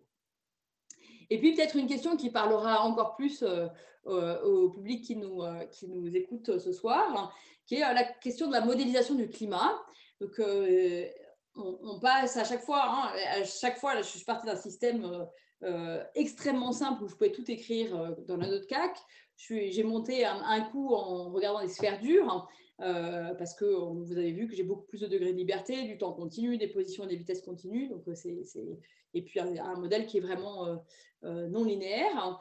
Et puis après, j'ai augmenté encore la complexité puisque je suis partie d'un modèle où l'équation de base, c'est une équation des fluides qu'on comprend quand même beaucoup moins bien que les équations du Newton. Et puis maintenant, il y a encore un modèle, je dirais, encore plus à grande échelle, qui est encore plus complexe parce qu'il y a beaucoup plus de paramètres, beaucoup plus d'échelles. Si vous pensez au climat, il va falloir comprendre l'atmosphère, il va falloir comprendre l'océan, il va falloir comprendre la glace. Donc, il y a plein de phénomènes physiques. Il y a beaucoup d'échelles, de l'échelle des atomes, l'échelle des tourbillons, parce qu'ils y sont toujours, l'échelle de votre vague, l'échelle de votre tsunami, l'échelle de votre océan tout entier, etc. Donc, vous voyez, il y a beaucoup d'échelles, il y a beaucoup de phénomènes physiques, il y a beaucoup de paramètres, Donc, c'est quelque part, plus on va vouloir décrire un modèle déterministe, plus ça va être juste impossible à faire. D'accord? Mais de l'autre côté, plus on va vouloir faire quelque chose de statistique, meilleur c'est, puisqu'on a plus de degrés de liberté. D'accord? Donc, je pense que ça, c'est quelque chose qui est très important, c'est de comprendre le climat sous l'angle de la physique statistique.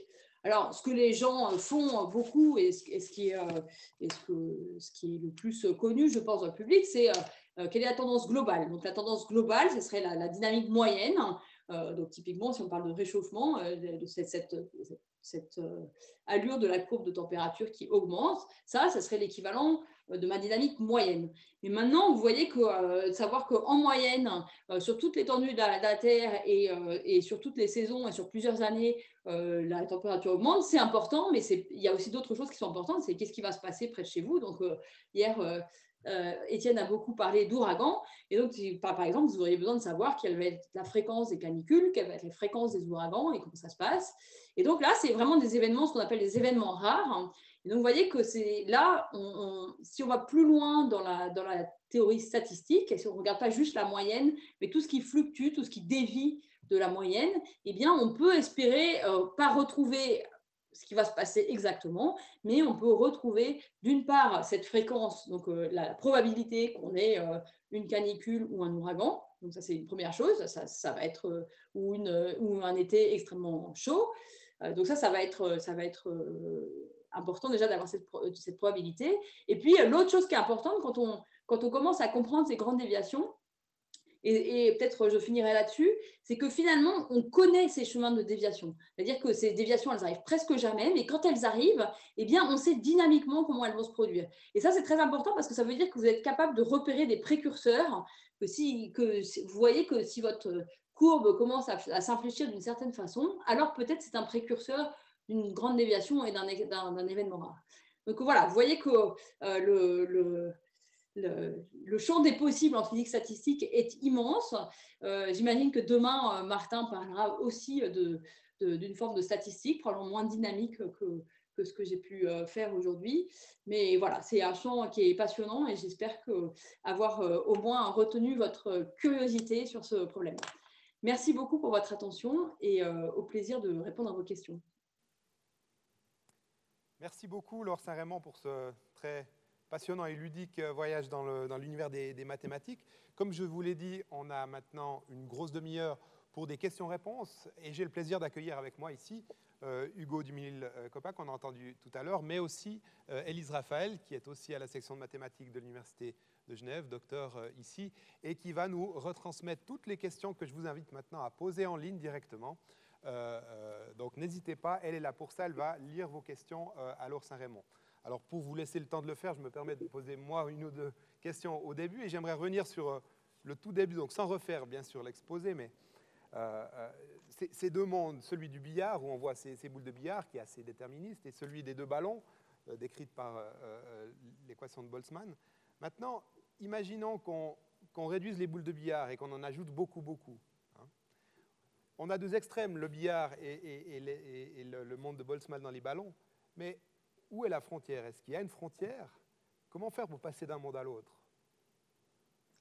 Non, justement, le principe, c'est qu'il n'y a pas de frontière. Le théorème de Lanford, c'est ça qu'il dit, c'est qu'il n'y a pas de frontière et qu'on va ressembler en moyenne de plus en plus à l'équation de Boltzmann, plus on va ajouter de particules. D'accord? Donc, et l'erreur qu'on fait, donc si vous voyez que si vous mettez pas beaucoup de particules, votre erreur en 1 sur n, ça veut dire que essentiellement, vous n'avez aucune information. Et plus vous allez ajouter de particules, plus le nombre de boules de billard va être grand, plus le nombre d'atomes dans votre gaz va être grand, plus la prédiction de Boltzmann va être proche, ou plus vous allez être presque sûr, avec une erreur qui est donc mesurée par l'inverse de n, de ce que prédit Boltzmann. Donc, la transition, elle est la moyenne. Vous pouvez toujours faire la moyenne, mais la moyenne, le fait que finalement toutes les trajectoires viennent se concentrer près de la moyenne, ça, c'est vraiment un effet des grands nombres. En préparant la soirée, j'ai lu que ce qui vous intéresse, c'est l'axiomatisation de la physique. Et pour moi qui suis physicien, l'axiome en maths, c'est quelque chose, on l'a vu hier avec Etienne Gilles, on ne peut pas démontrer, tandis que la physique, tout phénomène physique peut être démontré, simplement parce que c'est justement physique. Est-ce qu'il n'y a pas un paradoxe ici dans les mots axiomatisation de la physique? Je ne crois pas. Enfin, on sait tous que la physique a évolué avec des découvertes qui remettaient en cause les modèles finalement qu'on utilise.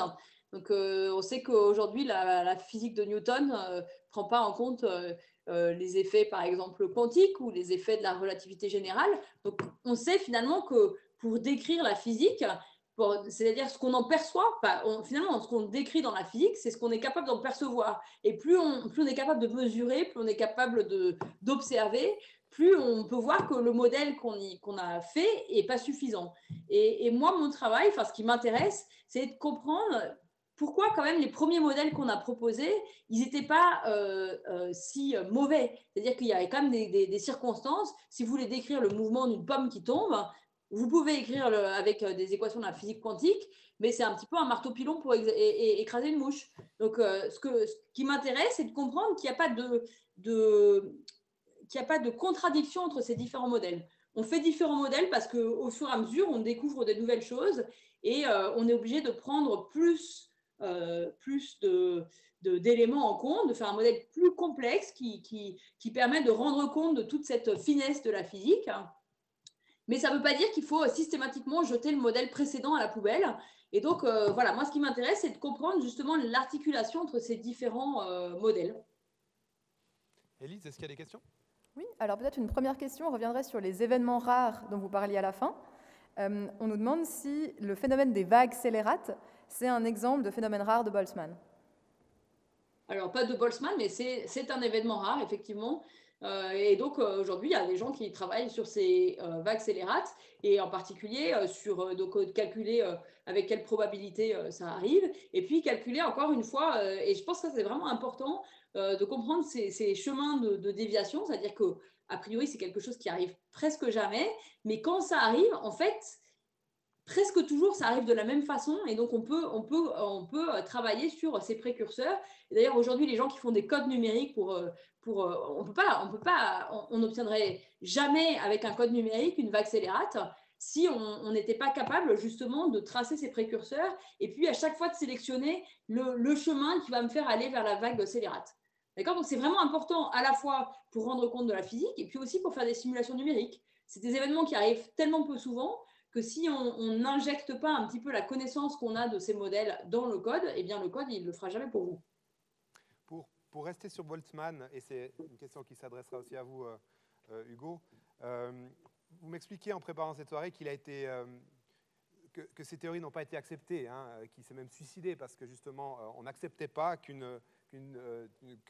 son équation n'était pas irréversible à l'époque. Ça démontre quelque part que c'est très difficile de faire bouger les lignes à une époque donnée. Est-ce que pour vous aussi, encore maintenant, en maths, c'est difficile de faire bouger les lignes? Je ne sais pas. Je pense que ça rejoint la question qui a été évoquée hier.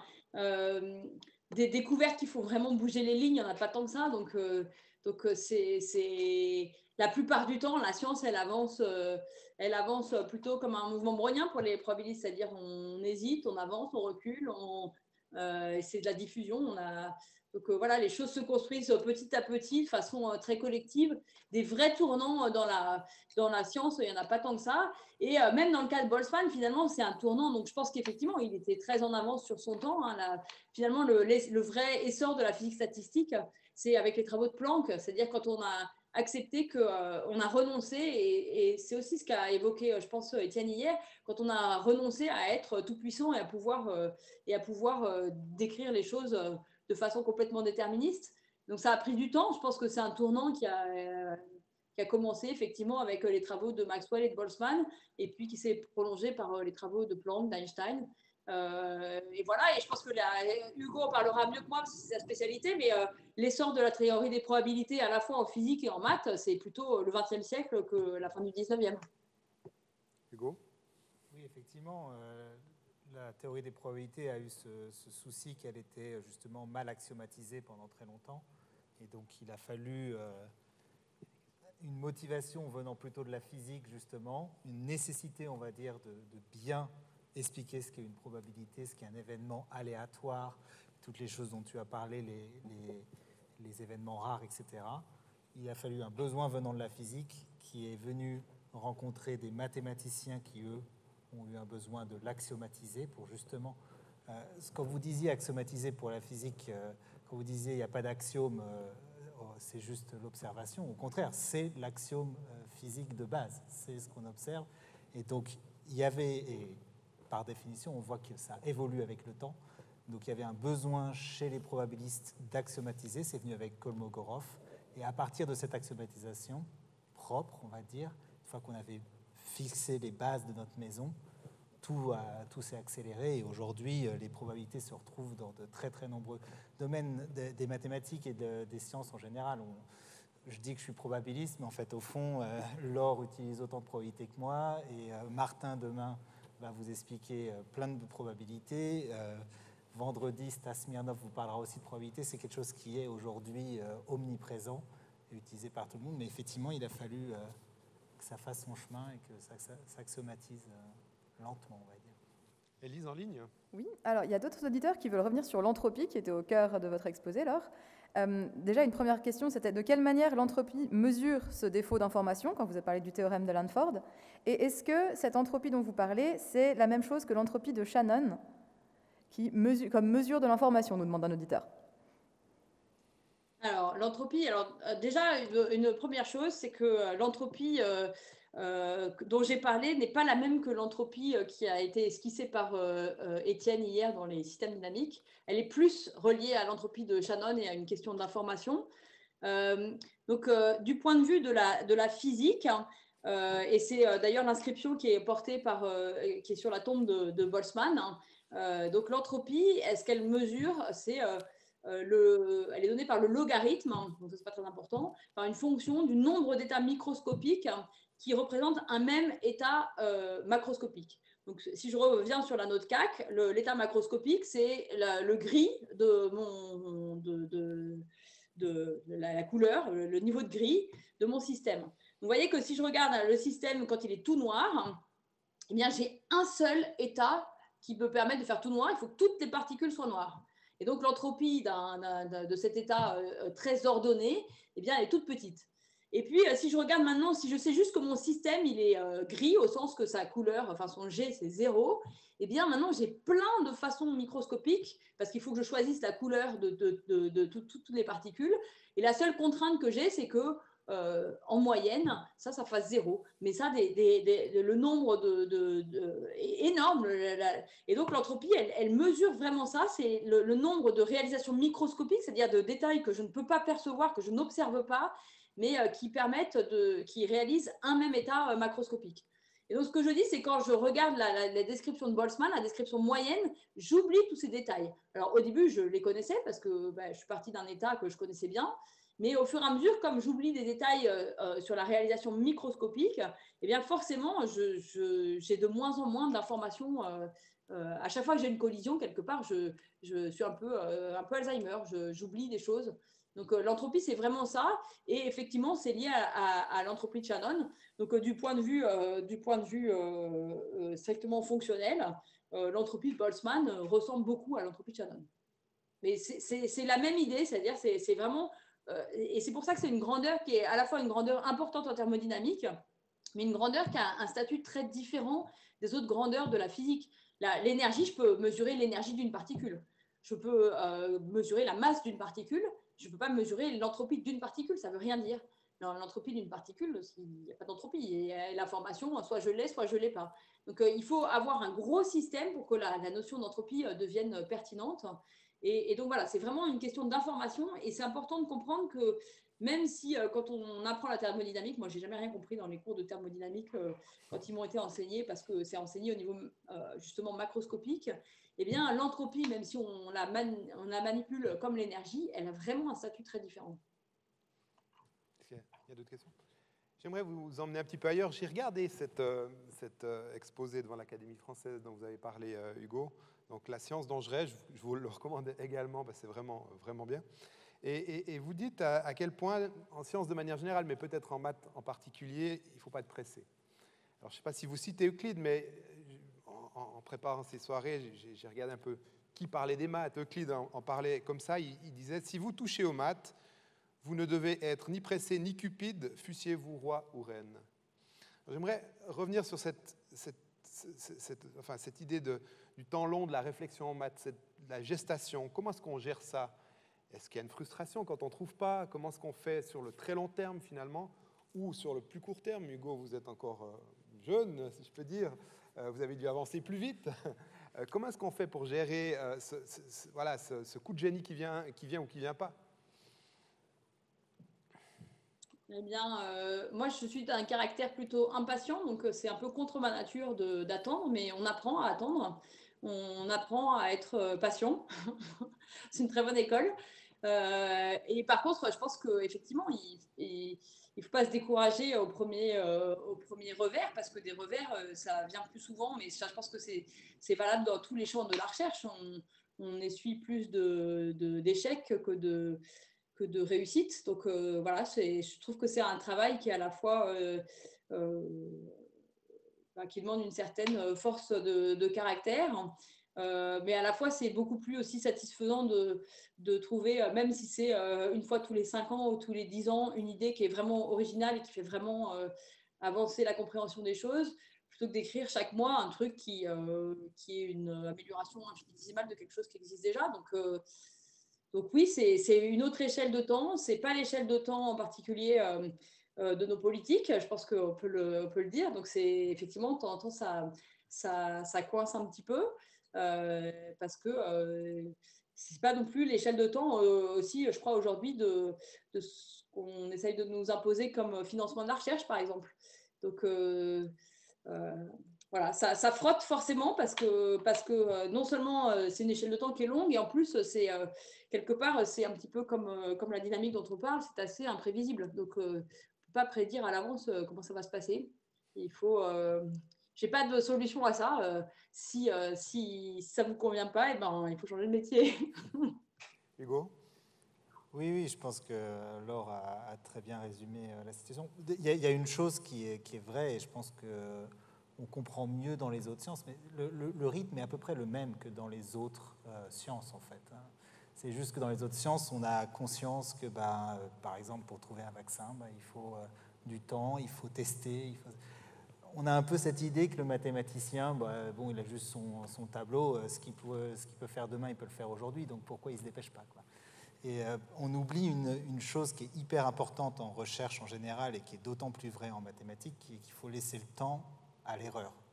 Enfin, moi, je sais pas pour toi, Laure, mais je suis quelqu'un qui fait énormément d'erreurs. On m'a toujours appris en maths qu'il ne fallait pas faire d'erreurs, sauf que je ne fonctionne que par erreur.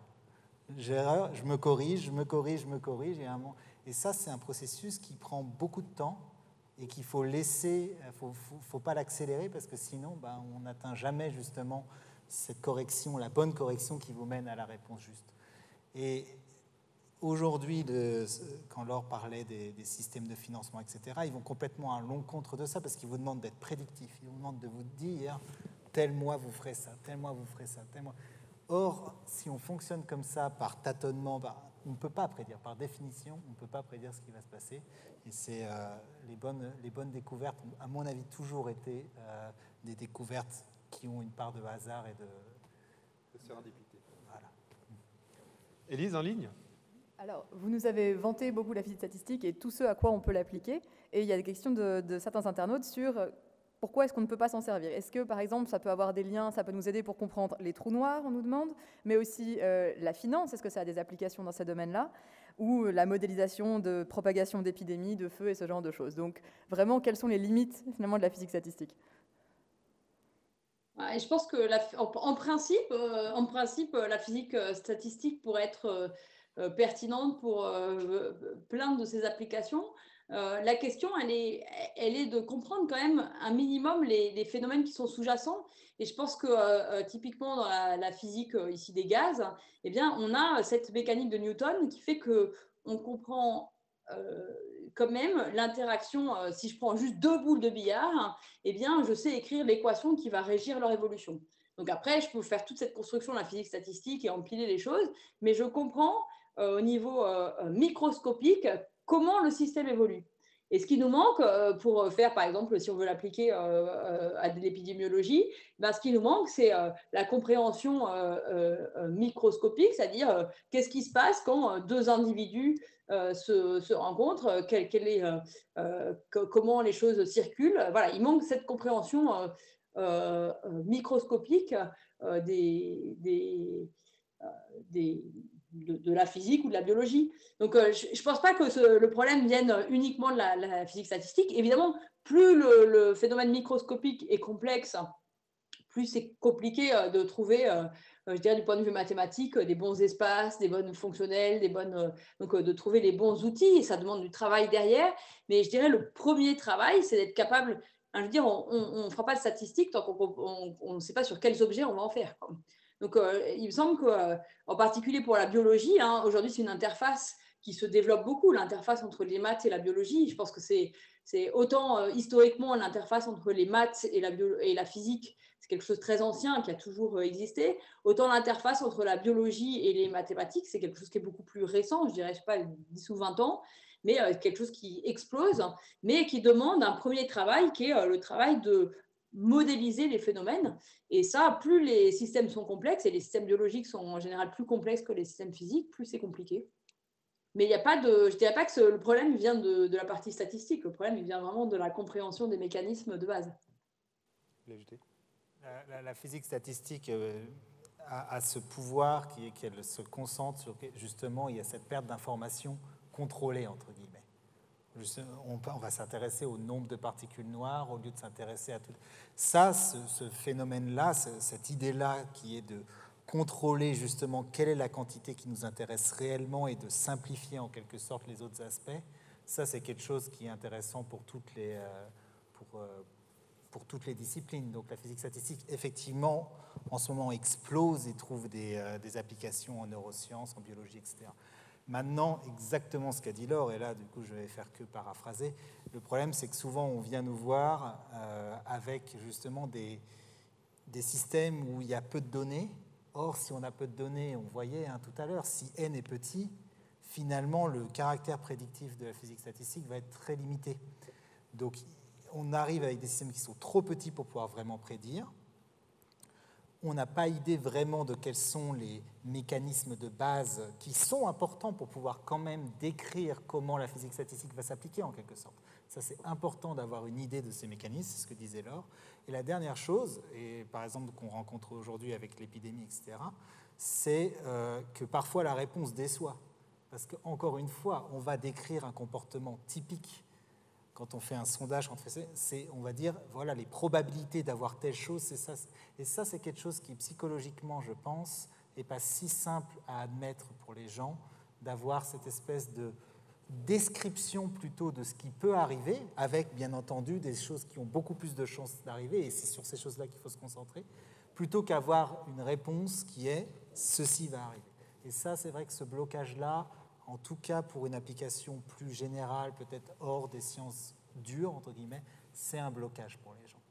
Alors, j'aimerais rester, c'est une des questions que j'avais également, sur cette question de la communication des mathématiques. Oui, c'est complexe, mais il y a des gens qui communiquent là autour, et un des plus célèbres exemples est Cédric Villani, qu'on a tous vu ou entendu parler à un moment ou à un autre. En préparant cette soirée, je suis retombé sur différents articles, dont celui que j'avais personnellement écrit en 2014 sur les médailles Fields, en l'occurrence celle de Martin Herrère, puisqu'il était dans le lot. Et en commentaire, Alain Valette, un professeur à l'université de Neuchâtel, disait la chose suivante, disait « Les mathématiciens ne communiquent pas assez, c'est de notre seule faute, il faudrait être plus de vulgarisateurs dans ce domaine, plus de Cédric Villani. » Pour exactement expliquer, par exemple, ce que vous venez de dire, c'est-à-dire qu'une probabilité, ce n'est pas blanc ou noir, c'est gris clair ou gris foncé, souvent. Est-ce que vous êtes d'accord avec ça? Ça prend du temps aussi, évidemment. Bah, disons que c'est pas le même métier, quoi. Et pour moi, il y a quand même, c'est pas le même métier de faire de la recherche d'une part et de communiquer. Ça veut pas dire que les chercheurs ont le droit de se mettre dans leur tour d'argent et de surtout jamais parler au grand public. D'ailleurs, sinon on serait pas là. Mais ça demande pas les mêmes qualités en fait. La qualité importante pour être chercheur, c'est d'être créatif, c'est d'avoir de l'imagination, d'avoir de la patience, d'avoir voilà, de faire aussi du travail de rat de bibliothèque, d'essayer de comprendre, de se mettre dans la tête des autres pour essayer de comprendre différentes approches. Et vous voyez que ce n'est pas les mêmes qualités que pour aller expliquer et être pédagogue. D'ailleurs, c'est un des grands problèmes de l'enseignement supérieur, je pense. Parce que c'est pareil, être un très bon enseignant, ce n'est pas forcément la même qualité qu'être un très bon chercheur. Alors, je ne dis pas que ce n'est pas du tout relié. Je pense que quand même, ce qui se conçoit bien finit par s'énoncer clairement. Mais voilà. Et donc, oui, c'est la responsabilité des chercheurs, hein, de rendre accessible un minimum ce qu'ils font et d'expliquer quelle peut en être la portée. Mais ce n'est pas forcément… voilà, peut-être qu'il manque, je dirais, une catégorie de gens intermédiaires qui pourraient expliquer voilà, de façon plus adaptée aussi. Il y a aussi un moment où finalement, on a tellement l'habitude de baigner là-dedans qu'on oublie un petit peu ce qu'on peut dire sans utiliser plein de gros mots inaccessibles à tout le monde. Donc voilà, je ne suis pas sûre que ce soit forcément aux mêmes personnes de le faire, en tout cas que ce soit les mêmes qualités qui soient demandées pour faire les deux. Après, je pense qu'il y a une vraie réflexion à avoir là-dessus, une vraie réflexion notamment aussi quand on voit que les carrières scientifiques sont un peu délaissées par les jeunes. Hein. Ça veut probablement dire qu'on ne fait pas ce qu'il faut pour leur montrer voilà, à quel point c'est enthousiasmant et à quel point c'est loin de… Venons-y, vous avez aussi, durant cette présentation devant l'Académie française, que j'ai regardé encore, dit la phrase suivante: la science fait partie de la culture, nous avons aussi, nous les scientifiques, les moyens de fabriquer du rêve. Ce n'est pas réservé aux joueurs de foot. Vous l'avez dit en 2013. Quels sont ces moyens? Je pense que… après, c'est compliqué. Enfin, je n'ai pas réfléchi forcément suffisamment à toutes ces questions, mais je pense qu'aujourd'hui, la façon… Quand je vois la réaction de Monsieur Tout-le-Monde dans la rue quand on dit qu'on est mathématicien, donc on a deux réactions possibles. C'est soit « Ah, quand j'étais petit, j'adorais les maths », sous-entendu, j'adorais le calcul, ou « Ah, j'ai toujours détesté les maths ». Et il n'y a pas de… Alors là, pour le coup, il n'y a pas tellement de désordre possible. C'est tout l'un ou tout l'autre. Hein. Et donc, je me dis que ça veut dire qu'on rate quelque chose. Moi, j'aime bien dire que ce qu'on fait au lycée comme maths, c'est comme si on apprenait à lire en apprenant juste les lettres et on n'apprenait jamais qu'avec des lettres, on peut faire des mots. Je trouve que les maths, c'est un peu pareil. On apprend des méthodes de calcul, un petit peu des méthodes de preuve. Et je pense qu'on n'arrive pas à percevoir à un niveau plus voilà, ce qu'on peut… voilà, on n'arrive pas à percevoir les maths comme un langage. Pour moi, c'est vraiment c'est un art, les maths. Je crois que c'est le titre du colloque Wright. Mais pour moi, c'est vraiment… voilà, je trouve que c'est plus comme ça que ça devrait être présenté, plus que comme une série de techniques. Vous avez parlé des jeunes et la place des femmes. Vous êtes la seule femme qu'on accueille durant cette semaine du colloque. Il y a aussi eu une seule femme à ce jour distinguée par la médaille Fields, qui est malheureusement décédée, Myriam Mirzakhani.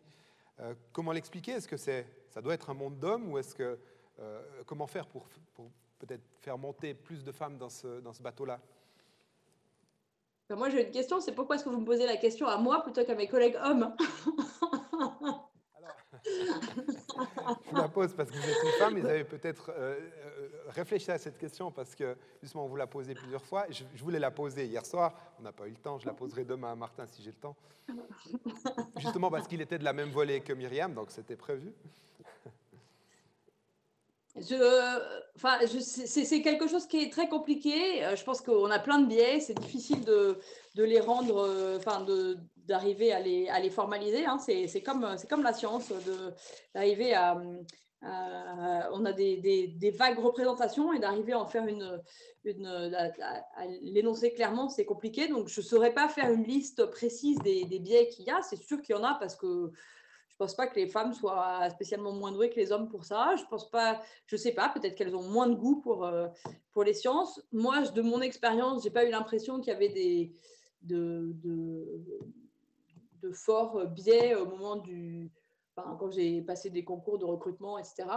Donc voilà, je ne sais pas très bien dire. Après, la seule chose que je peux dire, c'est que toutes les méthodes de quotas et de trucs, c'est surtout à oublier parce que pour que les femmes se sentent juste pas à leur place, c'est la meilleure solution. Une dernière question en ligne, Élise? Pour revenir à ce que vous disiez par rapport aux mathématiques et à l'art, donc c'était une des premières questions de ce soir en ligne. Pour vous, où est-ce que vous voyez l'art dans les mathématiques? Quel est le lien? La première réponse à ça, c'est que comme ce que j'ai dit tout à l'heure, la première qualité pour être chercheur, et pas que en maths, dans n'importe quelle science, c'est d'être créatif. D'accord? Et je pense que c'est absolument pas si vous parlez de maths à quelqu'un, il vous parlera de calcul, il vous parlera d'ingénieur, voilà, mais il ne vous parlera pas de créativité. Et or, la recherche, je pense vraiment que la première qualité, c'est être créatif. Et donc, rien que pour ça, par essence, ça se rapproche plus d'un art. Et puis après, pour moi, la deuxième chose qui est importante, c'est de dire que finalement, les mathématiques, c'est un langage, certes, peut-être un peu barbare quand on ne le maîtrise pas vraiment, mais c'est quand même un langage, c'est-à-dire que c'est quelque chose qui permet de formaliser. Donc, tout à l'heure, on a parlé de système physique. C'est quelque chose, vous voyez, quand j'ai écrit cette petite équation sur l'anneau de CAC, au lieu d'une grande description avec je vais tourner à droite, je vais passer sur un marqueur, etc., dans une petite équation, une petite ligne comme ça, eh bien, on pouvait dire tout ça. Et donc, c'est vraiment un langage qui est extrêmement à la fois puissant et qui peut être extrêmement esthétique. Je pense qu'aujourd'hui, on peut dire, quand je regarde un papier, eh bien, c'est comme quand je regarde un tableau. Il y a des papiers que je trouve jolis et d'autres qui peuvent être très impressionnants aussi parce qu'ils sont techniquement très difficiles, mais que je ne trouve pas jolis. Donc, il y a aussi cette notion d'esthétique, je pense, qui est très présente. Et donc, je pense qu'une fois qu'on a dit que quelque chose était basé sur la créativité et puis qu'il y avait une notion d'esthétique, je pense qu'on n'est quand même pas loin de ce qu'on pourrait appeler un art. Hugo? C'est exactement ce que j'allais dire. Il n'y a pas de créativité sans esthétique, c'est impossible. Et je pense que c'est là qu'il y a un problème avec les mathématiques et les sciences en général au niveau de la diffusion. C'est que les gens aiment le sport parce qu'ils le pratiquent, les gens aiment la lecture parce qu'ils lisent. Pour voir cette esthétique, il faut exercer soi-même. Et c'est le problème, je pense, c'est qu'on n'arrive pas à donner l'opportunité. Alors, on commence à le faire avec les jeunes, je pense. Il y a pas mal de choses qui se développent. Mais chez les adultes, clairement, c'est encore complètement absent. On ne donne pas l'opportunité d'exercer ces choses. Parce que si, je vous garantis, on vous donne des problèmes à votre portée au niveau formalisme, etc., de mathématiques, de physique, de biologie, etc., vous allez vous éclater. C'est extrêmement intéressant, c'est stimulant, et on le voit d'ailleurs dans tous les jeux, le sudoku, etc., les gens en fait s'intéressent à des jeux qui, pour peu, intellectuellement, sont beaucoup moins intéressants, beaucoup moins riches que les mathématiques, la physique, la biologie, etc. Donc la pratique, c'est ça qu'on n'arrive pas, à mon avis, à faire. On n'arrive pas à faire pratiquer. Voilà, on arrive gentiment à la fin de cette soirée. J'ai encore une question, vous le savez. Je reviens au portrait qu'a fait de vous ma collègue Sarah Sermandada, qui va animer la soirée de jeudi soir ici pour ID News. Et elle vous cite ainsi. Vous dites « Je vois la physique comme une source de problèmes mathématiques à résoudre qui nécessite de construire des outils mathématiques adaptés. » Donc, si vous avez regardé la conférence de hier soir, vous savez que je vous pose cette question par rapport à cette grande question qui se trouve encore une fois en couverture de Sciences et Vie, ici en 1999. Je lis « Le mystère des maths, est-ce une invention de l'esprit ou une réalité du monde ?» Autrement dit, encore une fois, est-ce qu'on découvre les mathématiques ou est-ce qu'on les construit avec notre intelligence? Quel est votre avis?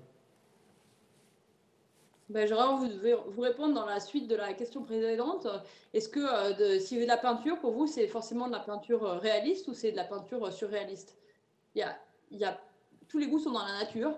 Moi, j'aime bien faire des maths qui sont inspirées de la physique parce que, quelque part, dans ma façon d'imaginer les choses, quelque part, de voir la réalité, ça me donne des idées.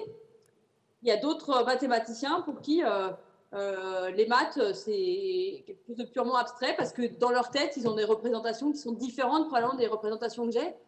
Donc, quelque part, il y a autant de formes de mathématiques que de mathématiciens. C'est une belle diversité. Merci beaucoup, Laure Saint-Raymond. On clôt cette soirée ainsi. Le colloque, bien sûr, va se continuer demain avec la conférence de Martin Herrère. Normalement, derrière moi devraient s'afficher les autres conférences de cette semaine aussi. Donc, jeudi, Alain Cohn et vendredi soir, Stanislav Smirnov, ici, en ligne, évidemment. Il me reste, en conclusion de cette soirée, à remercier toutes celles et ceux qui ont participé à l'organiser, à commencer par les gens de la Fondation Wright, Thierry Courvoisier et son équipe, l'Université de Genève qui nous accueille ici en ces lieux, Élise Raphaël pour les questions, Hugo pour la présence scénique ici, les interprètes qui sont là-haut dans une cabine que je ne vois pas, mais que je remercie en votre nom, et toutes les personnes, évidemment, qui ont participé à l'organisation de ce colloque. Une dernière chose enfin, vous le savez, il n'y a pas de spectacle lumineux cette année au Parc des Bastions. Malheureusement, il est reporté à l'année prochaine, à des dates qui vous seront communiquées. Mais il devait aussi y avoir une exposition sur la visualisation des maths ici à l'Université de Genève. Et bien sûr, elle n'a pas pu être installée. Elle a été transposée en ligne. Donc, allez la voir. C'est sur le site du colloque, encore une fois, colloque.ch, colloque au singulier. Voilà, je me réjouis de vous retrouver demain soir. Je vous souhaite une très belle soirée. Merci, à demain. Au revoir.